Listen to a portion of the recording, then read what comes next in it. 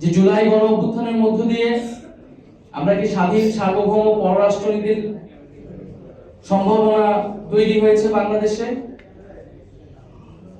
এবং বাংলাদেশ একটি ভারসাম্যপূর্ণ মর্যাদা ভিত্তিক একটা পররাষ্ট্রনীতি মাধ্যমে পরিচালিত হবে, যেখানে দেশের জাতীয় স্বার্থ এবং জনগণের স্বার্থই প্রধান হিসেবে বিবেচিত হবে। সেই স্বার্থের ভিত্তিতে আমরা যে কোনো দেশের সাথে সম্পর্ক স্থাপন করতে চাই। আমাদের রাষ্ট্রীয় এবং জাতীয় পররাষ্ট্রনীতি আসলে সেই দিকে হওয়া উচিত। গত 16 বছরের যে আমাদের নতজানু অবস্থা থেকে আমাদের বের হয়ে এসেছি 5ই আগস্ট, এবং সেটা যাতে অক্ষুণ্ণ থাকে, ধারাবাহিকতা থাকে। সামনের দিনগুলোতে যেই সরকার আসুক না কেন, একটা দেশের সরকার পরিবর্তন হয় কিন্তু পররাষ্ট্রনীতি কিন্তু সহজে পরিবর্তন হয় না, কারণ এটা রাষ্ট্রের সাথে সম্পর্কিত, জনগণের সাথে সম্পর্কিত। কিন্তু আমরা দেখেছি যে আমাদের সরকার পরিবর্তনের সাথে, দলের পরিবর্তনের সাথে আমাদের পররাষ্ট্রনীতিও পরিবর্তন হয়েছে। তো আমরা বলবো যে আজকের এই আয়োজন থেকে যে ভারতের সাথে বাংলাদেশের সম্পর্কের ব্যাপারে আমরা এর আগেও স্পষ্ট করেছি যে সমতা, ন্যায্যতা এবং মর্যাদার ভিত্তিতে আমরা যে কোনো দেশের সাথে সম্পর্ক স্থাপন করতে আগ্রহী।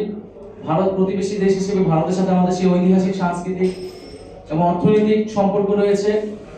আমরা সেটাকে কন্টিনিউ করতে চাই, বাংলাদেশ সেটা কন্টিনিউ করবে, এটা আমাদের প্রত্যাশা থাকবে, কিন্তু অবশ্যই সেটা সমতা এবং ন্যায্যতার ভিত্তিতে।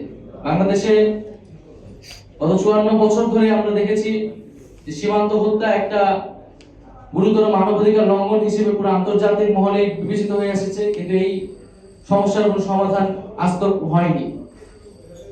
আমরা দেখেছি যে বাংলাদেশের সাথে ভারতের যে নদীর পানি বন্টন নিয়ে বিবাদ রয়েছে, সেখানে বাংলাদেশ ন্যায্য হিস্সা পায় না।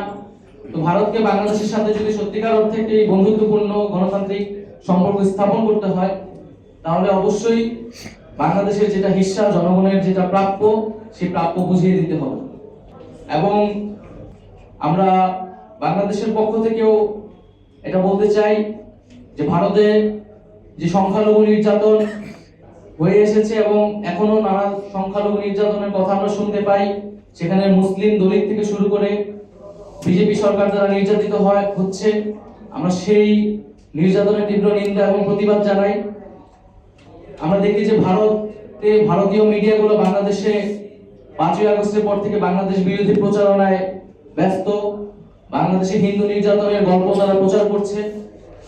আমরা বারবারই সাম্প্রদায়িক সম্প্রীতির কথা বলে এসেছি। 5ই আগস্ট পরবর্তীতে আমাদের পক্ষ থেকে কিন্তু বারবার করে বলা হয়েছে এবং আমরা এটা নিশ্চিত করেছি যে কোথাও যাতে সাম্প্রদায়িক হামলা, লুণ্ঠন ইত্যাদি না ঘটে। তারপরেও 2-1টি বিচ্ছিন্ন ঘটনা ঘটেছে এবং যার পিছনে রাজনৈতিক উদ্দেশ্যই প্রধান ছিল, কিন্তু তার সাথে নানা রকম মিথ্যা জড়িয়ে এখানে হিন্দু নির্যাতনের গল্প আসলে ভারতীয় মিডিয়া এবং পুরো আন্তর্জাতিক মহলে এটা প্রচার করে বেড়াচ্ছে।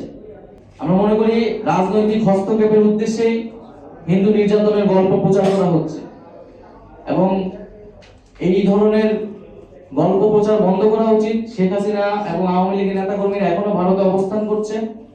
ভারত গণহত্যাকারীদের নিজ দেশে আশ্রয় দিয়ে কোনো ভালো উদাহরণ তৈরি করছে না।